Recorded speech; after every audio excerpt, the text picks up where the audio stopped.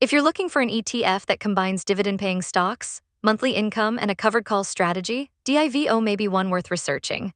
DIVO is the ticker for the Amplify CWP Enhanced Dividend Income ETF, and unlike a traditional dividend ETF that simply buys a large basket of dividend-paying companies, DIVO takes a more active approach. In this video, we're going to look at what DIVO actually owns, how its covered call strategy works, how it has performed so far in 2026, its current distribution yield, and one area that can get a little complicated with this fund: taxes. DIVO was launched in December of 2016 and is actively managed. Its portfolio focuses primarily on large U.S. companies with histories of growing both earnings and dividends. The managers typically select around 20 to 25 stocks based on factors such as earnings, cash flow, return on equity, management quality, and dividend growth. Some of its largest current positions include familiar companies such as Microsoft, Caterpillar, Apple, Amgen, and JP Morgan Chase.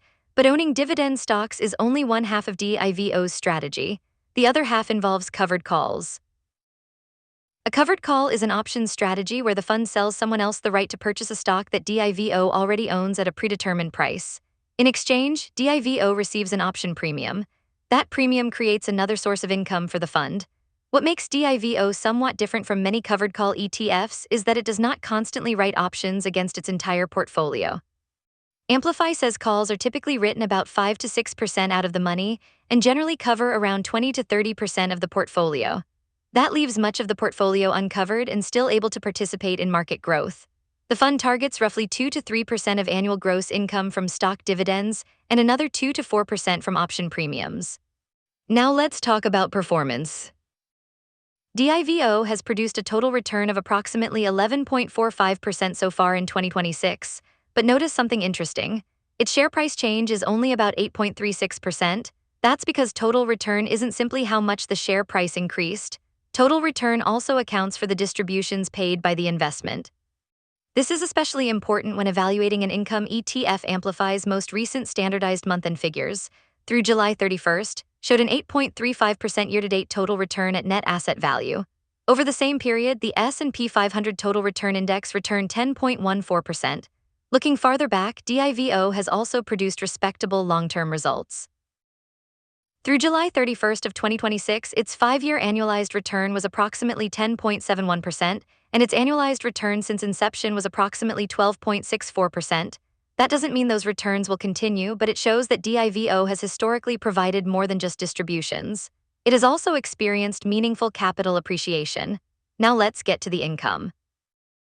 Amplify currently reports DIVO's distribution rate at approximately 4.82% as of July 31st, with distributions paid monthly. The fund's 30-day SEC yield is much lower at approximately 1.51% because that calculation primarily reflects income generated from the underlying securities and excludes the option income that makes up part of DIVO's distributions. And this brings us to taxes. DIVO is a little more complicated than a standard dividend ETF. Its distributions can potentially consist of ordinary income, qualified dividend income, capital gains, and return of capital. Return of capital is especially important to understand. When a distribution is classified as return of capital, that portion generally isn't immediately taxed as income. Instead, it reduces your cost basis in the investment. That can be helpful from a current tax standpoint, but a lower cost basis can result in a larger taxable capital gain when the investment is eventually sold. And DIVO has had significant estimated return of capital portions in some recent monthly distributions. For example, Amplify estimated that 87% of the April 2026 distribution was return of capital. Those monthly estimates are not final tax classifications. Investors receive a Form 1099 div after the end of the year showing how the distributions should actually be reported. For someone holding DIVO in a taxable brokerage account, that means the tax situation can be more complicated than simply assuming every monthly payment is a qualified dividend. In a tax-advantaged retirement account, the yearly distribution tax consequences are generally less of an immediate concern. There are also some disadvantages to consider. DIVO charges an expense ratio of 0.56%, which is considerably higher than many passive index ETFs. Covered calls can also limit some of the fund's upside during rapidly rising markets. If one of DIVO's stocks rises significantly beyond the covered call strike price, the fund may give up some of that additional gain in exchange for the option premium it received. And with a relatively concentrated portfolio compared with something like an S&P 500 or total market ETF, individual company performance can have a larger effect on the fund. So what is DIVO ultimately trying to accomplish? It's not simply trying to produce the highest yield possible. Instead, DIVO sits somewhere between a traditional dividend growth ETF and a high-income covered call ETF. You get dividend-paying large-cap companies, monthly distributions, additional income from covered calls, and still retain meaningful exposure to stock market growth. For investors looking primarily for maximum long-term growth, a broad market ETF may still make more sense. But for someone looking for a combination of current monthly income and continued capital appreciation, DIVO offers an interesting middle ground. As always, past performance doesn't guarantee future results.